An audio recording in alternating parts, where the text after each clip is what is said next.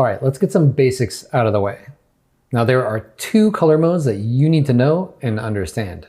The first one is called additive. Now additive is a light-based color mode and probably the one you're most familiar with.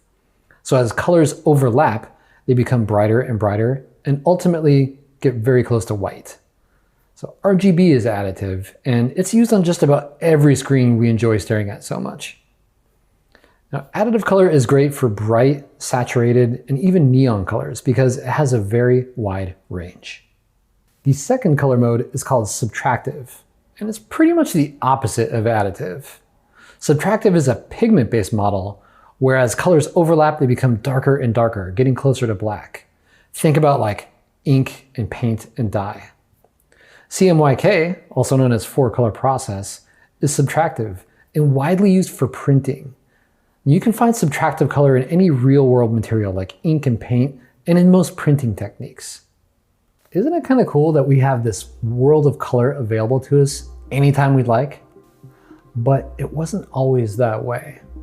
You see, some of the colors that we've become so cavalier about choosing have quite the dark past. Take Tyrian purple, for example. And trigger warning, this might get a little gross for some of you. This reddish purple dye was first discovered by the ancient Phoenicians. Now, in order to produce the color, our old friends had to collect a small liquid secretion from sea snails, much like the one pictured here. And that was no easy task. You see, it took about 12,000 snails to produce a little over 1 gram of dye. So yeah, they murdered a ton of snails. And the post-snail killing process involved dumping them into a huge vat and then letting them decompose. It was such a smelly endeavor that it was relegated to the furthest outskirts of town. And due to its labor and sensory intensive process to create, Tyrian purple dye was extremely valuable. And of course, reserved for royalty and only the most wealthy of folks. But I digress. So, when do you use RGB and when do you use CMYK?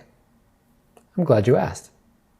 In general, if you intend your design or artwork to be viewed on a screen like the internet, in an app, in a video, or on TV, then take the RGB road. Because all of those mediums are light-based and you will have a full range of bright and vibrant colors to work with. However, if you intend to print your artwork, then CMYK might be a better option to start with. CMYK doesn't have as wide and vibrant a color range as RGB, so you want to make sure you design within its parameters. You can, of course, convert between the two. But if you start in RGB and you're using really bright and vibrant colors, you will lose some of that when you convert it to CMYK. One last thing, and this can get a little confusing and yes, very nerdy, but let's talk color space. When you're working in RGB, you want to make sure that your color space is set to sRGB. It's the most commonly used across screens. Now there are others like Adobe RGB and P3 like in Procreate, and they have a much broader spectrum, but when you bring those images over into sRGB, the colors just tend to dull. And I run into that all the time when I work in Procreate and then I bring it into Photoshop.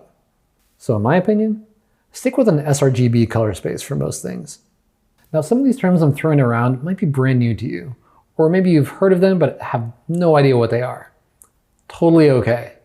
Which is why I put together the color glossary for you. Your homework for this section is to download and read the color glossary so that you know what the hell I am talking about later in this course.